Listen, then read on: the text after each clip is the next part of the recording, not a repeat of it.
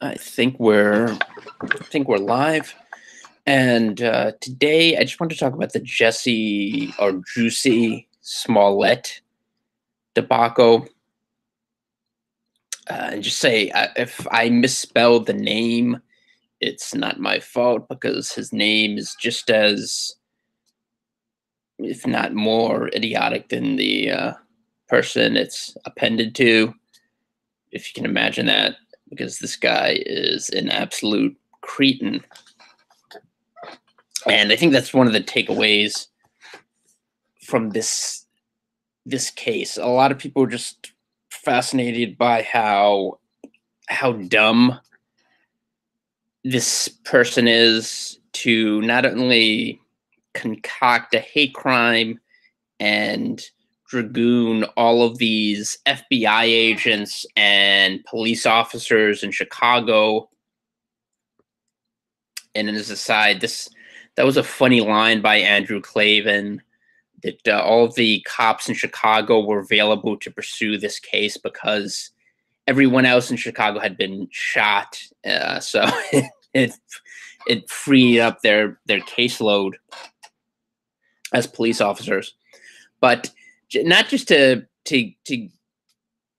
create a fake crime you knew is fake and then get people to investigate it and expect this not to be revealed, for this hoax not to be unraveled, but just to concoct such a transparently stupid and preposterous quote unquote hate crime.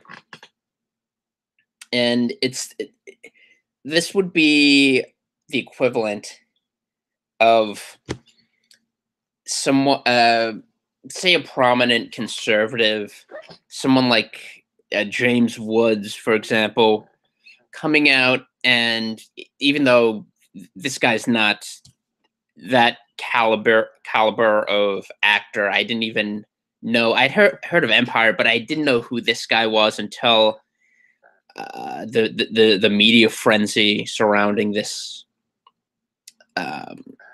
transparently stupid story developed.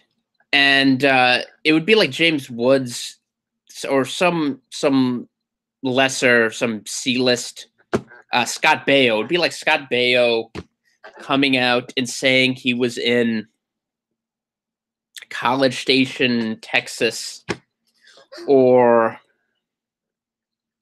Huntsville, Alabama. I don't know if Huntsville is that conservative, but for the sake of argument, let's just say Huntsville, Alabama. I think that's where they have the death chamber, the execution chamber down there. But he's walking around that city, and he comes to the press and he reports that he was attacked by two black men in ski masks wearing Bernie Sanders for president t-shirts. Of course, he just announced today, so we can look forward to another year of a hapless old socialist gallivanting around the country, enrapturing deluded millennials. But just to get back to this theoretical, it'd be like him saying two black men in Bernie Sanders t-shirts attacked him in Huntsville and assaulted him and mock lynched him, and so all while screaming, "This is Bernie bro country." And the response, of course, would be universal derision and mockery because it's such a ridiculous, absurd story. Yet this was treated as if it was a plausible scenario, despite every single one of these widely publicized quote-unquote hate crimes being debunked several weeks, sometimes several days later. The Nathan Phillips fake vet, fake Indian story, it didn't even take a day for it to completely implode. And this was on the heels of that, less than, I think, a week or 2 weeks. I don't even remember, but just right on the heels of that, uh, another laughably dumb, just anyone with half of a brain could see that this was a hoax from the outset.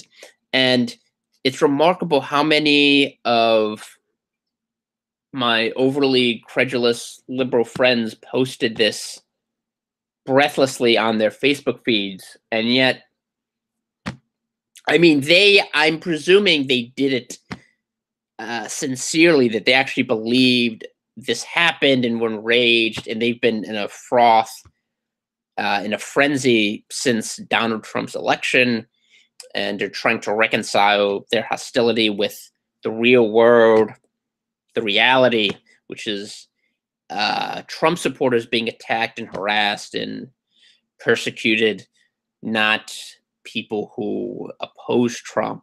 In fact, people who oppose Trump are valorized and exalted by the media and academia,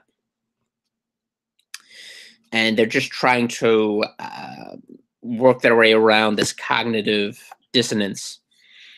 But the media, the people that actually promote these lies, they know beforehand that they're lies and that they're hoaxes, and they still maliciously spread these hoaxes in order to inflame sentiments, no doubt with the hope that some Trump supporters will be attacked, but more broadly, just that Donald Trump's support will